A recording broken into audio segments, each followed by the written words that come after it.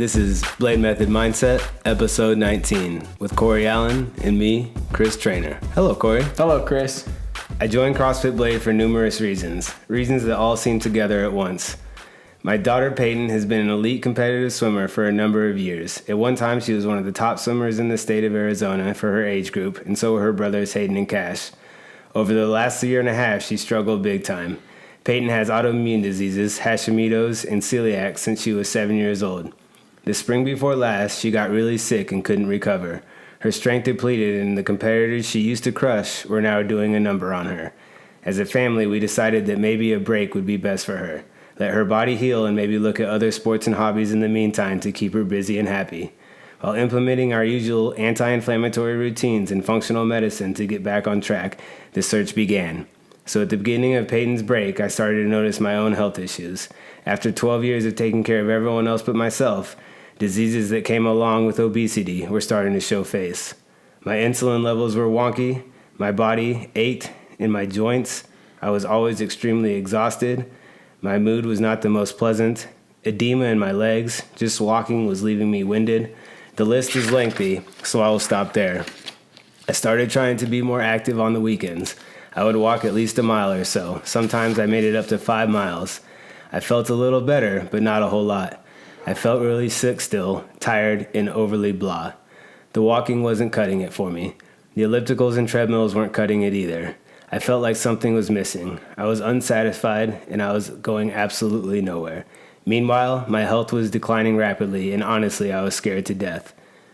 Switching gears back to Peyton in our search for a new sport and hobby, our good friend who lives in California has a son who started doing CrossFit when he was about 16.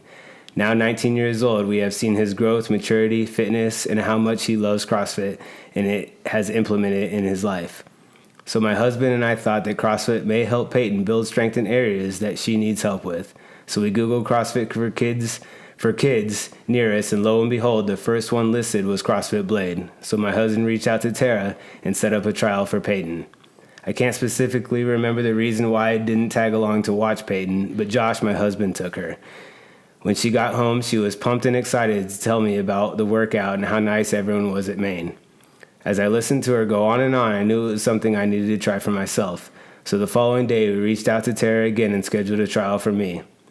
This time we scheduled it at North because it's literally right around the corner from our home, and we wanted to see which location we preferred. I remember having several days before my class where I questioned my sanity if I was going to actually be capable of doing this. I could barely walk, and what had made me think this was a good idea. The drive over, I had butterflies, and my legs felt out of place. That out-of-placeness, though, lasted only for a few brief seconds. I was soon welcomed with warm smiles from Coach Corey, with no E, and Coach Anthony. They instantly made me feel welcomed and that I was where I belonged. Then came the good old workout. It was the hardest 30 minutes I'd experienced in a long time. I pushed myself, and though I would probably have a heart attack right there, I didn't care. I was going to finish, and finish I did. For a brief moment, I felt that familiar strength of when I was an athlete in high school and college. Man, how I missed the feeling of being strong, confident, and ready to throw down. All those feelings are the reason why I went straight to my husband after class and said, "Sign me up." All those feelings are the reason why I walk through the Blade doors as many days of the week as I possibly can. Before Blade, any little excuse would deter me. Now, I work a full-time job, getting up at 3:30 a.m. every morning. I have 4 kids to take care of, a home to manage, and there is definitely days I feel too tired to go. But I push that to the side and go anyway. Funny how those difficult days always seem to be some of my best workout days. And that was an email that our new member, Bree Williams, sent to Corey. Just a survey email that gets sent out to new members. And what an astonishing email it was. Yeah, a lot of members get that email. Everyone gets that email, I think, at some point as they join and just getting up-launched into the system and things like that. And I think sometimes, people look past it or they don't really look into it. But Bree definitely looked into all of it and sent me that email back. And I was floored reading through all of it. Like, it was super inspiring. And, so I obviously sent it along to the rest of the coaches and stuff like that, just so everyone could kind of get a look at how powerful the gym has been in their lives. I mean, it's been a real game changer for them for sure.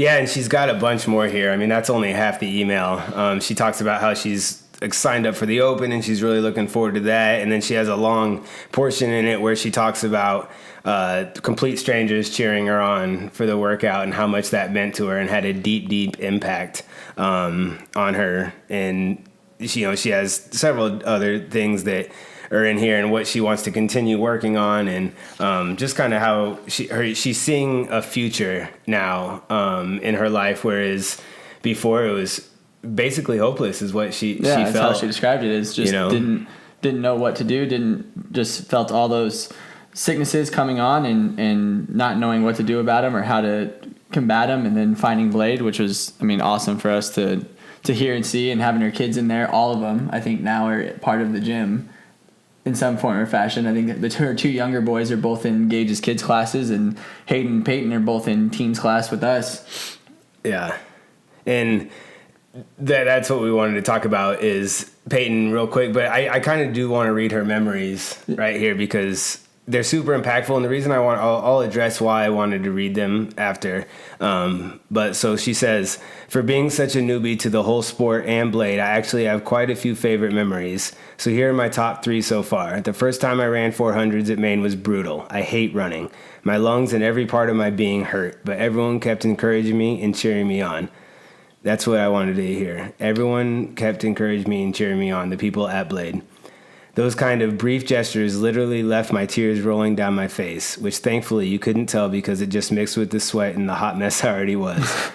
Complete strangers telling me I could do this was such a powerful moment for me. My second favorite memory is when I had my first workout consisting of handstands. I asked Coach Ben how I should scale a handstand. I was thinking push-ups or something of the sort. He said, "You can do a wall walk." After he demonstrated to me what a wall walk was, I kind of scoffed and said, "You don't understand. I don't think it's possible to get all of this," pointing to my body, in that kind of position. He said, "Of course you can."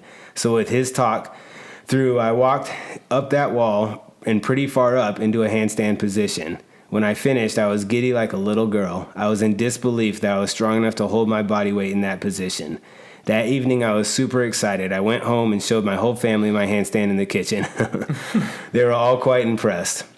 Finally, my third favorite is when Coach Chris told me to throw on the orange plates for the first time. I was so excited I couldn't stop smiling. I ended up deadlifting 125 pounds that same week. I love when my coaches believe in me and push me further than even I know what's possible of myself. And then she has a fourth one here down below.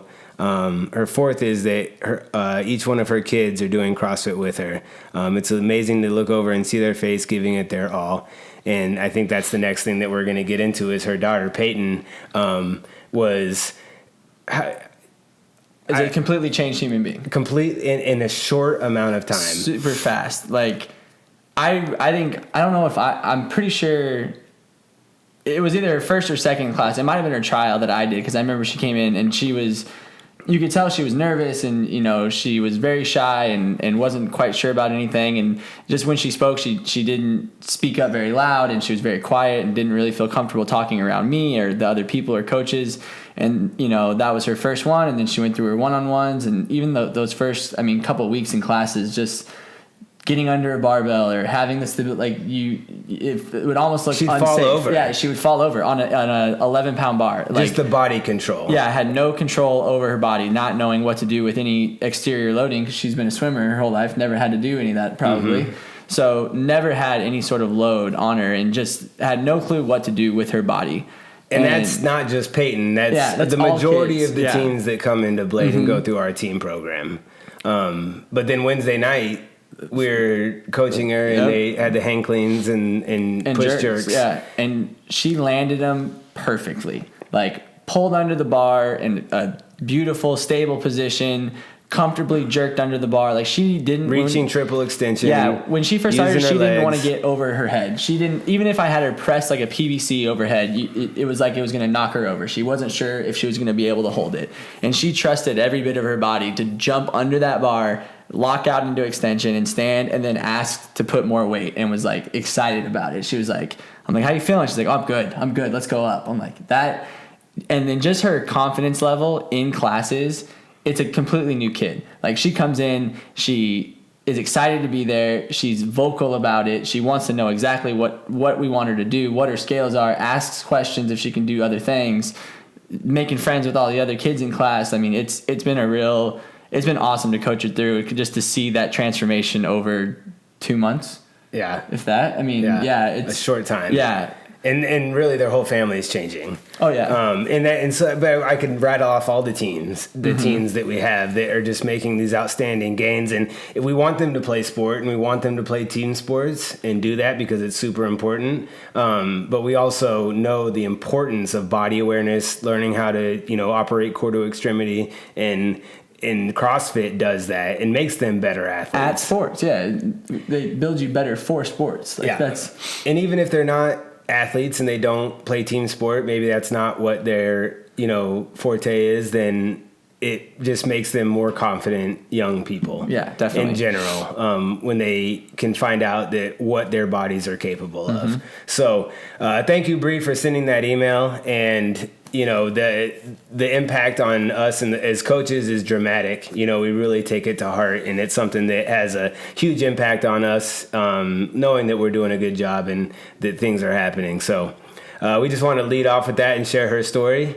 And it kind of segues into what our topic is about today, which is exercise, activity, training, which is which. What's the difference between them? Yeah, and it's important that we don't get too serious about this. It's kind of meant to be lighthearted and not offend anybody. Yeah, we're not bashing anybody or any things that you like to do. Yeah. That may or may not be activities and not.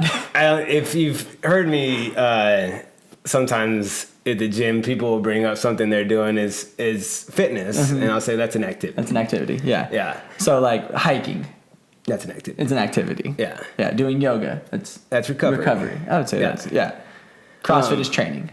CrossFit is training for activities. For activities and for exercising.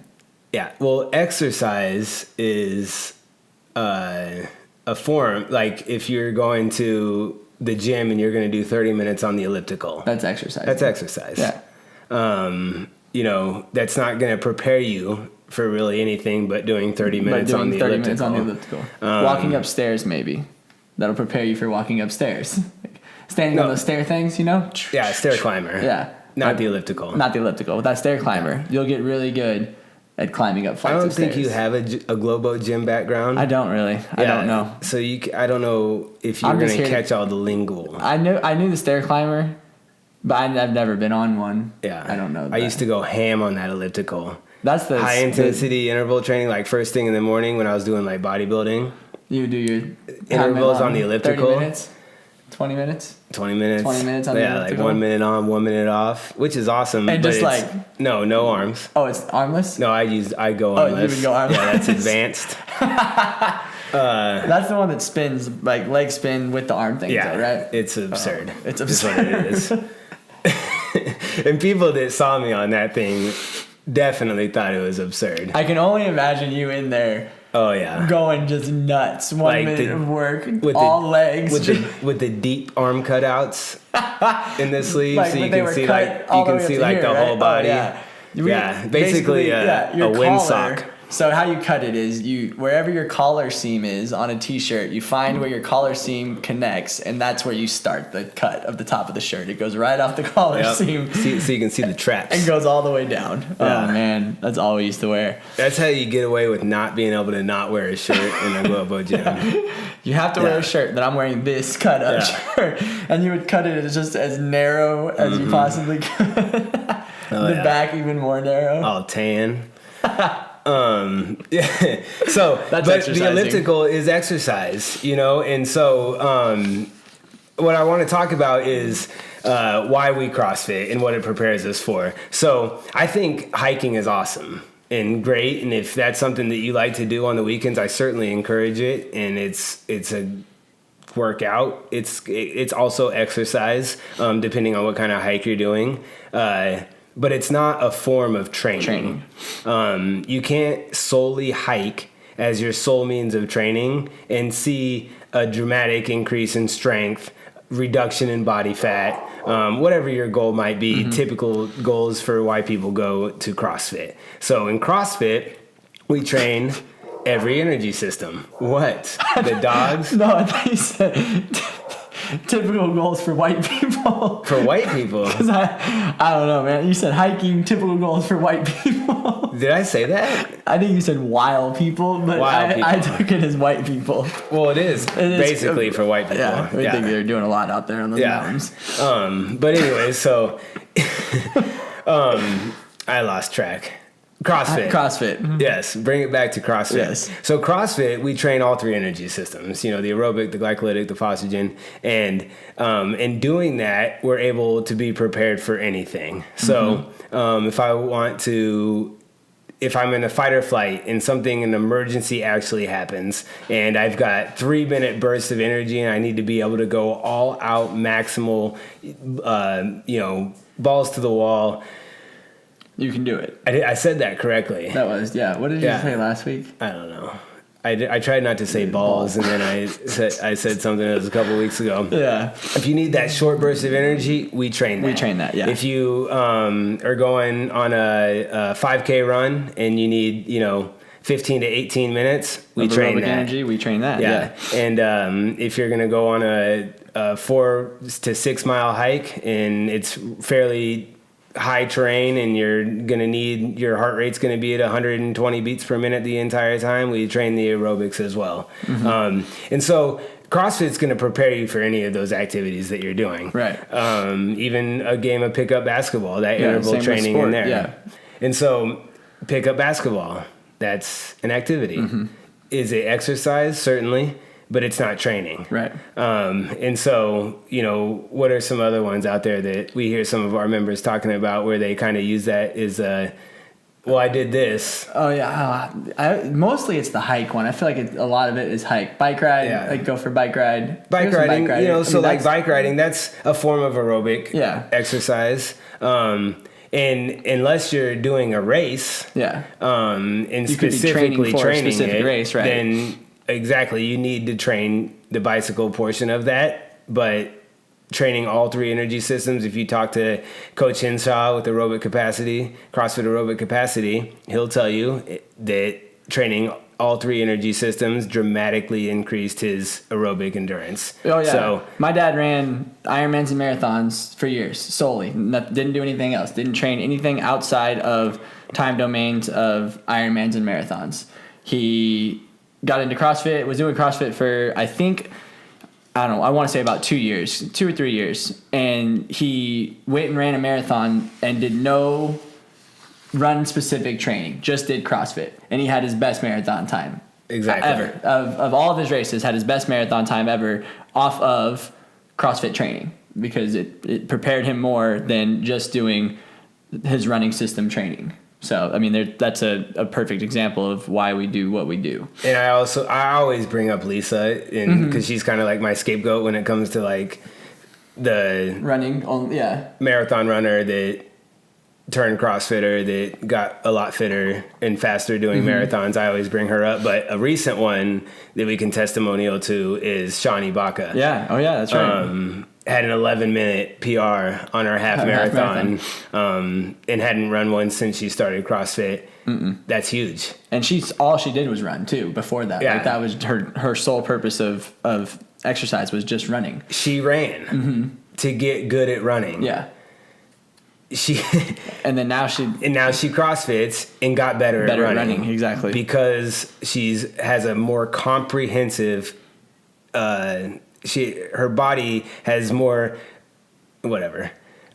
she has a more comprehensive training program to help her out with that one sport and exercise and activity that she enjoys doing. Right. So she uses CrossFit training modalities to prepare for that.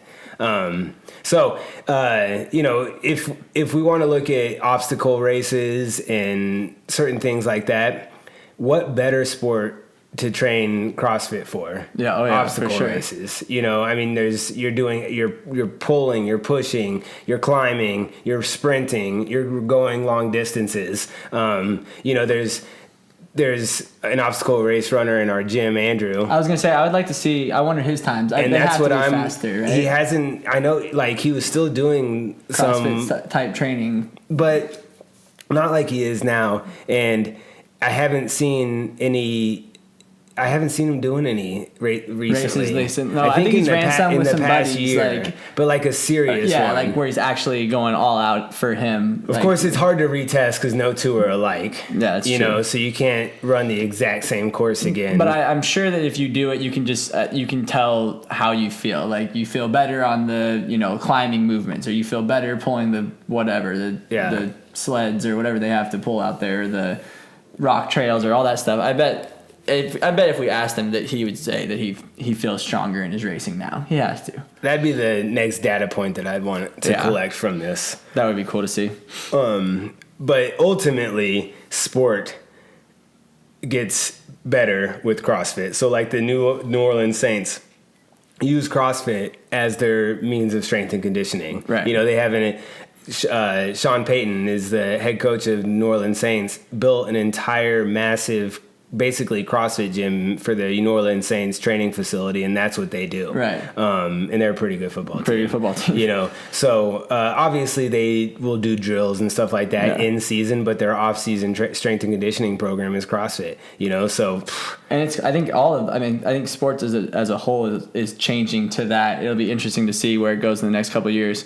I know I was listening to a podcast with, I believe it was LSU's head strength and conditioning coach, and he was talking about the NFL Combine and how it's kind of pointless. Like for him, like the way he sees it as a coach, as a pointless test. Yeah, I don't care. He said, I don't care that you can move really fast when no one's touching you going straight in a line, and I don't care how many times you can bench 225. Like you're not going to be benching somebody on the football field. Like, does it show that how your mass strength? Yeah, I guess, but it's not functional to what we do on a field. You're never going to be running 40 yards in a straight line without anyone trying to move you. Yeah. So it was interesting to see his point of view, and that's his world. Like he is LSU football's head strength and conditioning coach. Like that's all he does. It shows what kind of athlete you are. Yeah. There's no doubt about that. Yeah. Like it's an athletic test. But he said there should be more implements on it for sure.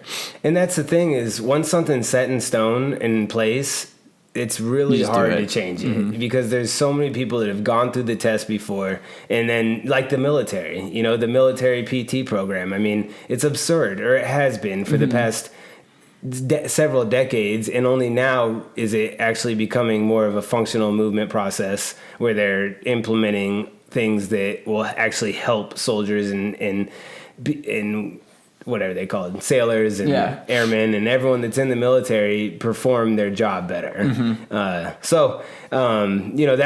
That's the reason for CrossFit. And then if we get into our goals this summer of bringing kids in to train our strength and conditioning program for weeks and weeks at a time, they're going to be doing CrossFit. Oh, yeah. That's a big thing. We have a meeting coming up with a local club, head of a local club soccer team, and it's going to be like, well, what are you going to do? Well, we're going to do CrossFit. And they're going to do it in a little bit different of a way, but basically the foundation of it is going to be CrossFit. Right, for sure. Because we know that's what's going to get them stronger and faster. And so for everyone that has been wondering, what the best thing to do, I can tell you, for someone that's been in this business my entire adult life, that there isn't anything out there that's going to prepare you for sport, activity, or life better than CrossFit. And I think everyone that's listening to this probably knows that. And agrees with it, yeah. A lot of people they see something else out there, and they might become complacent or think that they're not making gains, which is really hard to do in CrossFit over time to see the gains that you're making. That's why we have things like Wattify to show us over time, because I always tell people the fitter you get, the harder it gets. Yeah. The more seconds don't come off, the faster you get. It's like it gets that much harder. But yes, because your times go way down, and you're only capable of so much. Room for improvement comes so much smaller. But what I meant by that is you get in more pain. Yeah. So a lot of times people their first 3 months of CrossFit, we're bringing them back and scaling them so much because we want them to, learn the foundations, the fundamentals before the intensity. And then once the intensity starts becoming a little bit more, then they're like, oh my gosh, this is so hard. Why am I not getting better? You are getting better. That's why it's getting harder. Or they retest that first time and it's like, I got a 7-minute PR. It's wait till you try to do that one again. That's going to be even harder. It's going to get that much more painful. Yeah. But the feeling is what I'm talking about. No one's in more pain than the fittest people in the gym every day because their capacity is as such that they can reach a certain level that is extremely painful. Oh, yeah. And the fitter you get, you can keep reaching those next levels of pain. Mm-hmm. That if you're not fit enough, you just won't you can't get there. Yeah. And so, yes, it's uncomfortable. And yes, you're tired and your heart rate's up. But once you get a certain level of fitness, it becomes extremely painful. And that's what you should strive for. Yeah.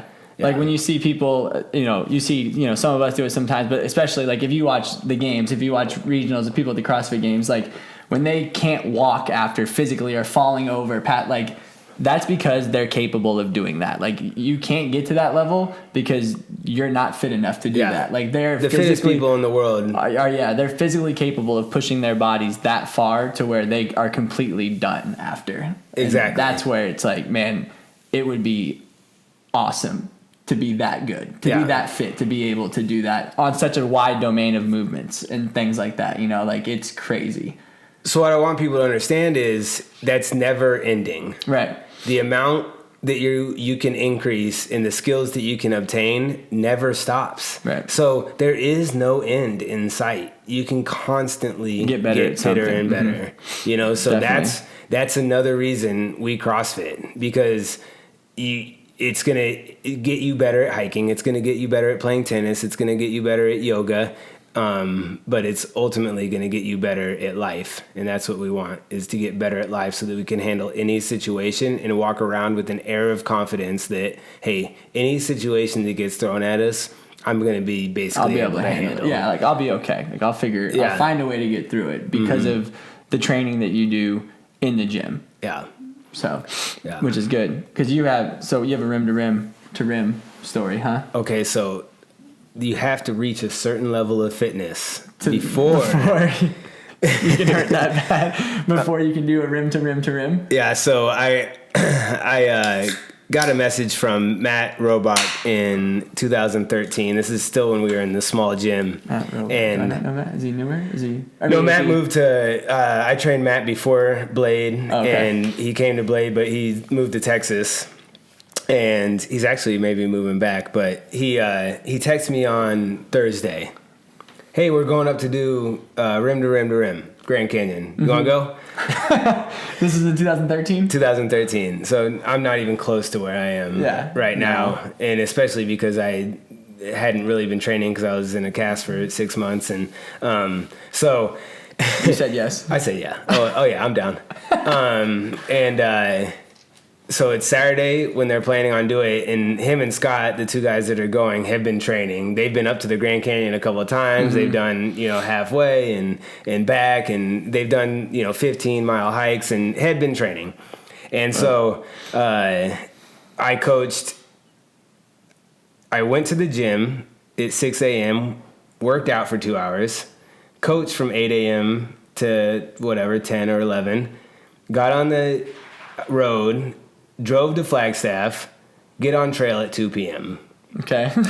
So I've been up for since 5 a.m. And have already done a pretty intense workout that day, coached, driven 2 hours, and got on trail at 2 p.m.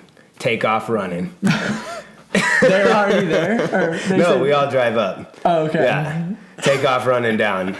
Running down. Oh yeah, it's good. Probably in nanos. No, I was in boots, but they weren't. They weren't. They didn't. No, they were, but they didn't fit very well. Anyways,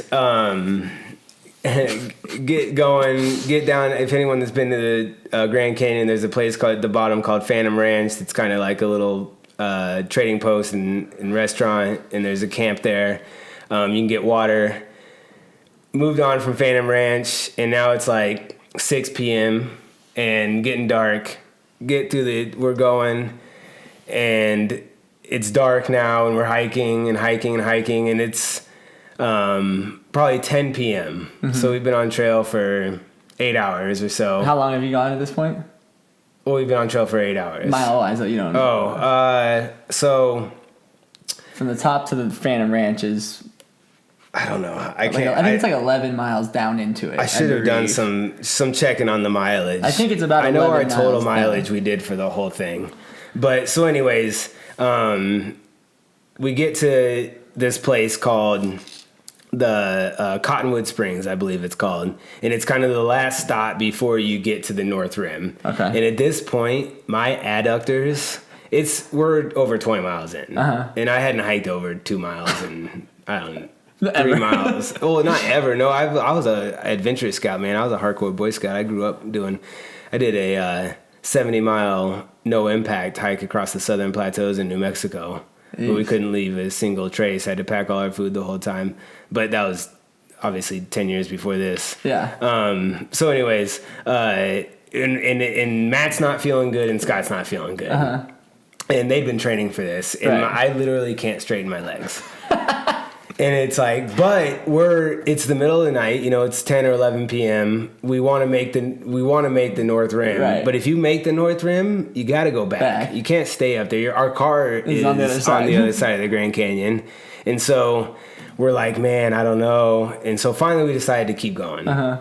And we're like, let's just give it a shot. And so we hike another mile and we get to the pump house and we're about ready to have to go vertical. Okay. And we're like, no, we're going Can't back. Do it. And so we turn around, and as defeating as that was, it was kind of a relief that we were going to at least turn around then. And get back to the cars. Yeah, but we got a long way to go. Yeah. And so we probably get back to Phantom Ranch or whatever around, it's somewhere between, I think, 12 and 1 in the morning. Uh-huh. And there's some picnic tables there, and we crash. We get we take our shoes off and lay down on the picnic tables, and I popped like 12 Advil. And it was the most glorious thing on the planet, getting my legs up in the air. Oh, I bet. And just the relief of having my shoes off and my legs up in the air. And we pass out for probably half an hour, and a ranger comes by and is like, you guys got to go. You can't stay here. You can't sleep on the picnic tables. And he must have been in a tent, or I don't know how he knew we were there. But anyways, go and we start climbing out, or we go out a different way. There's this thing called Devil's Staircase on how to get out, and we get to the bottom of it, and we're about to climb out. In every bathroom there is, or every little station, we lay down and sleep basically for like 15 minutes and get our legs up and crawl out of the Grand Canyon at 6 o'clock in the morning with the sun up. Oh my gosh. So I've been up for 26 hours at this point, awake, and had trained CrossFit, coached, drove, and did that stupid thing that I did. And so we were in the Grand Canyon from 2 p.m. to 6 a.m. So that's 12, 14, I don't know, 17 hours? 17 hours. 17 hours in the canyon, and like 37 miles or something was the total mileage that we did. That sounds awful. But I was only about a year and a half of CrossFit under my belt. Yeah, you think you can do it now? Without training? Yeah, I don't know. But anyways, that is not what I'm talking about. I don't know. If you're going to do that kind of hike, you got to train a little bit. Hiking. Yeah. But anything else on the planet, we're going to prepare you for. And so we get out of the Grand Canyon, we're going to drive home. Oh my gosh. Matt falls asleep on the drive home. We hear that the grating of the tires on the thing. My gosh. And so he pulls over and we sleep on the side of the I-17 for like 2 hours. Doors open, legs hanging out of the doors, just passed out. And that was a good sleep. How sore were you So after that? sore. Had to be, right? Yeah. Because my legs were so locked up. I mean, my my gosh. adductors, my inner thighs. It See, was that just just crazy. doesn't, like, it doesn't really sound fun to me. Like, my dad was like, hey, you want to hike? You want to do rim to rim? And I was like, no, not really. Like, I don't really want to do that. No, it doesn't sound like fun to me. We hiked we didn't have a supine when we were younger. I was probably like a freshman in high school, so my little brother must have been in like 6th grade or something like that. And we hiked down, and I was like, this sucks. My dad's like, oh no, we're going down to this beautiful waterfall, and the entire 11-mile hike down, like 10.9 miles is just dirt and rocks. Yeah, I was like, it's pretty. well, yeah, but it's still like, I was like, he lied to us. There's no waterfall down here. There's no way. And then you get to like this one last turn, and then it's epic, and there's this huge ice blue waterfall. It's beautiful down there. Yeah. But then my little brother, we were like tramping around in the waters and doing the jumps off the cliffs and stuff. And my little brother rolled his ankle pretty bad, like couldn't really walk. So we're leaving. We go to like the tour booth thing and to try to get rides out, like horseback rides. And they're like, or a helicopter, something to get out of there. Cause Justin wasn't gonna be able to hike out. His ankle was too beat up. And they're like, we're all booked up for the next 2 days. Like we don't have anything. And this like cowboy sketchy dude comes from around the corner and tells my dad, hey, you going to the top? And my dad's like, yeah, we're trying to get out. He goes, I'll take you up.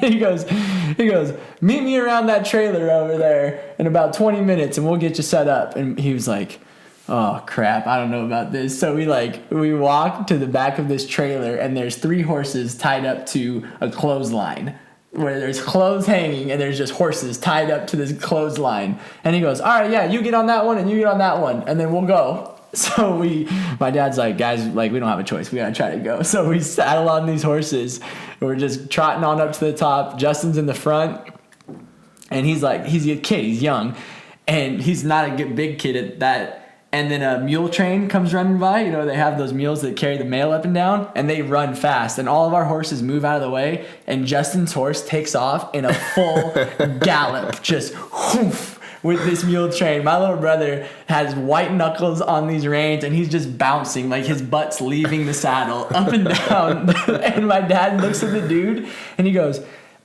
are you going to stop him? And the guy goes, oh, no, the horse knows where the top is. Yeah. He'll stop at the top. And we catch up to Justin's horse finally, like 2 miles up the way, and he's finally slowed down, and Justin is just so tense on these reins and like won't even turn to look at us. Hey, he held on. Yeah, held on tight. Oh, man, I was dying. I'm in tears. My dad's like, you need to stop laughing at him. Stop. I like to see Lon on that horse. Oh man, it was funny. We got to the top and he was like, that was really sketchy. He goes, I'm pretty sure that dude was smoking a whole lot of weed in the back and it just was like, we'll take it to the top. Go ahead. But we made it out of the Grand Canyon, so that was fun. There was a story after. But I couldn't walk either, but it was from the horse. I felt like I'd never been on a horse for that long and I couldn't like get off. It hurt so bad. Well, I do enjoy hiking. But not when it's dark for 12 hours out of the whole entire thing. Claire doesn't like hiking either. So good. You don't have to go do it. Well, no, I mean, would. Yeah, I that's something that I have to redeem myself. Yeah, I would feel like it would be cool to do it just to say like, yeah, I did it. Like, yeah, I wouldn't enjoy it. Didn't Norm and the kids do it, or they just did rim to rim? Rim to rim. Okay, yeah. And they hated it. But, I remember the pictures. But like I can't let that go. And I figured I would have done it within 6 years. You know, I mean, I can't believe it's been. You would think with all I've done that. Like with the hikers at the gym, like Josh and those guys, I bet they would do it. Like I'm sure they would be wanting. I think Josh has done it. Josh did it with Matt after that. Oh, really? Yeah, they redeemed it and did it. Yeah. Baker? Mm-hmm. Oh, did you do it with him the first time? No, he wasn't there. I was gonna say, I bet he would be one of the ones who have wanted to do that. But yeah, that's funny. All right, well, you mentioned smoking weed, so that's going to transition into our next topic here. Look at that. See, that was a good segue. CBDs. Yeah, we're going to talk a little bit about CBD oil because we're going to start carrying it, and I've had some experience with it, and we've got a lot of questions, and people are kind of unsure about what the whole CBD situation is. And so I just want to clear up a few things and make sure people understand how beneficial it can be and actually what it is. We're not selling weed at the gym. Yeah, exactly. Weed has such a bad rap, and it has for decades, ever since basically the mid 30s, that people don't really. They hear CBD and they're like, oh, I don't know about that. When if you do some research on it, you'll see that the brightest minds in the medical industry are huge advocates of it. And probably not the doctors that are prescribing and making a huge amount of money off of anxiety pills and stuff like that. They're different kind of doctors, but Right. there's a wealth of information out there on CBD, and I'm not an expert by any means, not even close. I have done some research and know some things, but the research that I have done, I'm not just going to rattle off on the podcast. There's other podcasts out there that have great information, and so this is for just to bring up and clear the air, and so that people can see, hey, I can really benefit from this, yeah. From this, especially since we're going to be carrying it. So it's good to have people know what it is that's going to be in our gym. Yeah, exactly. So basically, cannabidiol is how you say it. Okay. Is an actual system in the human body, cannabidiol system. And it wasn't discovered until 1992. So a vast majority, that doesn't mean they started teaching in medical school in 1992. That's when it was discovered in the human body. So a vast majority, and these are other doctors saying this, never learned about the cannabidiol system in medical school. Wow. And so that's a big reason why it's not more mainstream already. And obviously the stigma that marijuana has. Right. And so, if we go to our doctor and we say this is what we want, chances are they don't have the authority to say that's what you should do because they didn't learn about it. It's not something that they were taught. So that's a big thing. Yeah, that makes sense.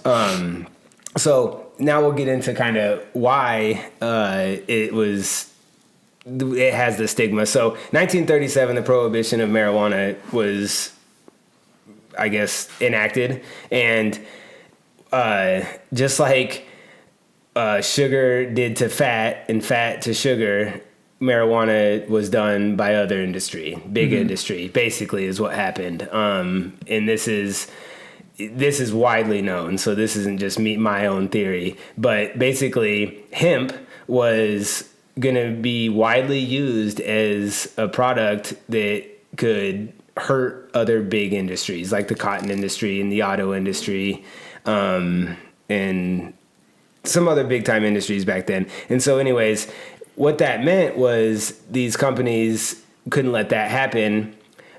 Marijuana is psychoactive, THC in marijuana. We can make all these propaganda videos about what it does to people and we can get it shut down so that it's never done. And so they made a bunch of videos about, if you watch them, they're on there, you can find them some places, about like people taking a hit off of a joint and grabbing a knife and stabbing their wife. Oh my gosh. It's like that's the kind of propaganda that these companies did to get it outlawed. Yeah. And so growing hemp was no longer an option. So, the paper industry. That's what the big one was. Our Declaration of Independence was written on hemp. And hemp is in some phases better than paper, but anyways, the carbon footprint of growing hemp, I guess, is way better than cutting down forests. And obviously when we cut down trees, carbon dioxide doesn't filter as much, and that's a long thing in itself, but I just want people to understand that growing hemp is better than cutting down trees. Right. And that's how we get paper. So all these companies came together and basically got weed outlawed. Now, I think we both agree that smoking weed all day and not being a productive member of society is probably not the best thing. Like Right. weed does have THC, but at the same time, there's a ton of benefits from it. And by and large, I think that alcohol causes a lot more deaths than weed does. Has to, for sure. You know, I mean, no doubt about it. Yeah, you know, absolutely. As far as especially lifestyle diseases, when you talk about, you know, the liver and heart disease and everything and then drunk driving accidents and everything like that. Right. So, you know, by and large, weed is probably safer than alcohol, but alcohol is widely accepted in our society because alcohol was never a threat to big corporations. Just like sugar shut down fat. Everything is basically controlled by the sugar industries. All the propaganda that we have about health and nutrition is basically funded by the sugar companies. You know, studies that say that fat will kill you were studies funded by the sugar companies. You know, so I mean, and unfortunately, big time money plays a role in what the mainstream majority of the world thinks. Unfortunately, so now that we kind of covered that information a little bit. CBD, basically the cannabinoid system creates homeostasis in the body for all of our systems, for our lymph system, our cardiovascular system, our neuro system. When the cannabinoid system is being fed, it regulates those systems and creates homeostasis. Homeostasis is optimal health. When something's out of balance, something gets pulled in one way and you get sick.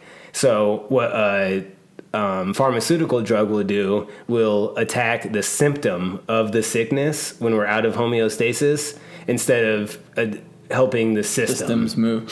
And so what cannabinoid, I'm just going to say CBD. What CBD oil does is helps regulate the system back under control instead of the symptom. Basically is the simplest way to say that. So that makes sense.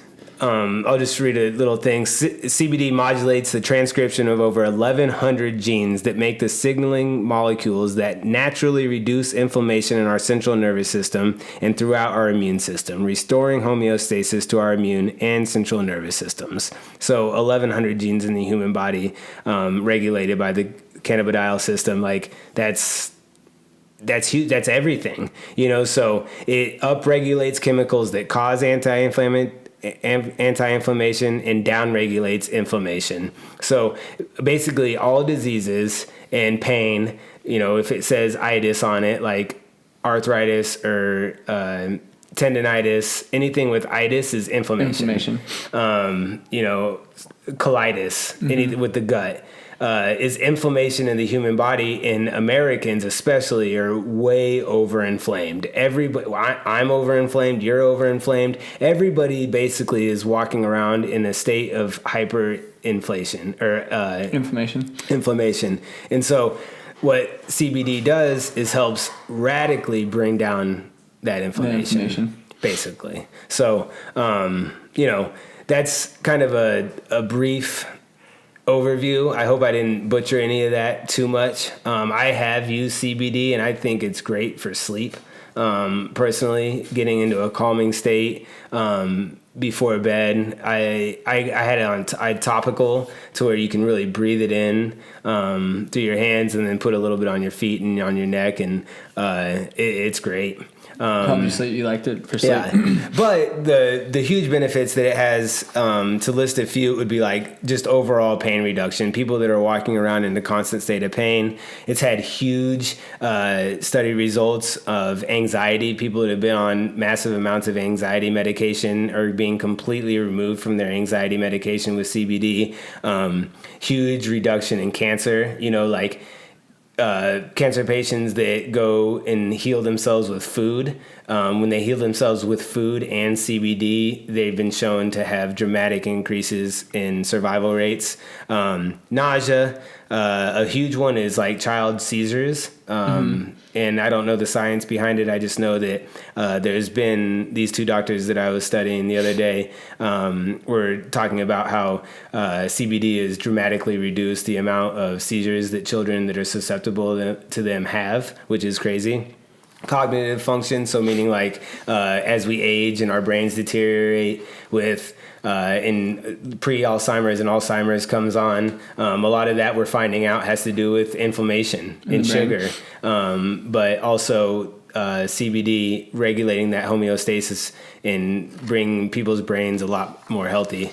And then we can get into like diabetes and leaky gut. Diabetes is obviously an inflammation caused by sugar. Overreactive pancreas is an epidemic, and we know that the root cause is hyper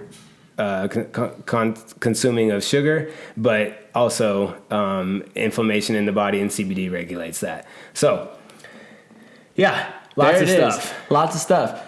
And just to kind of make it even more clear for those of you, because I don't know much about any of it, what makes it... Which THC it's 100% legal in all 50 states.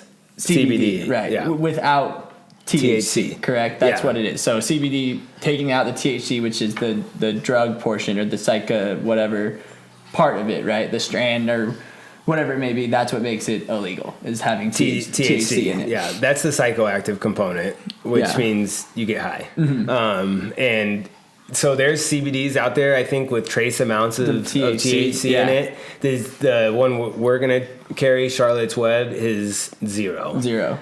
Now, there's doctors out there that will say that having a trace amount of THC in there just makes it work a little bit better in the system. You don't feel any of the effects of it, but they say they think it works better. But the one we're carrying has zero THC. Yeah. Now, we've had a police officer ask us. Yeah, Eric Schwartz talked about it today, bringing it up. I don't think we should use his name. Well, he just brought it up in the fact that he was like, I don't think I can take that. I don't want to try it because it's against his policy for government agents and officers. He said that he wasn't going to take any of it just because it's not worth risking it, because he didn't know if it would show up on a drug test. If that happened, he'd obviously be in trouble. Yeah, exactly.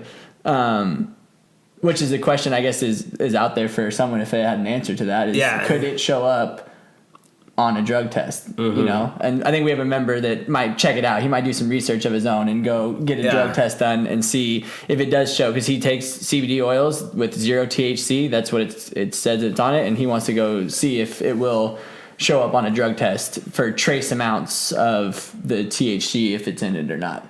Exactly. So like, Olympic weightlifters. I was gonna say it'll be super interesting now at the game, like at the CrossFit Games, with all these athletes you see it every day now that are, CBD oils, and they're sponsoring by them and all this stuff. If any of them come back, because it's in the rule book, the drug policy is marijuana is in the listed substance or abuse substance part. So I don't know. If any of those people get. Yeah, I don't think so. Yeah, but I guess we couldn't. We don't know. If there's no THC in it, then you shouldn't. That you should be fine. Yeah, that's what they're testing for.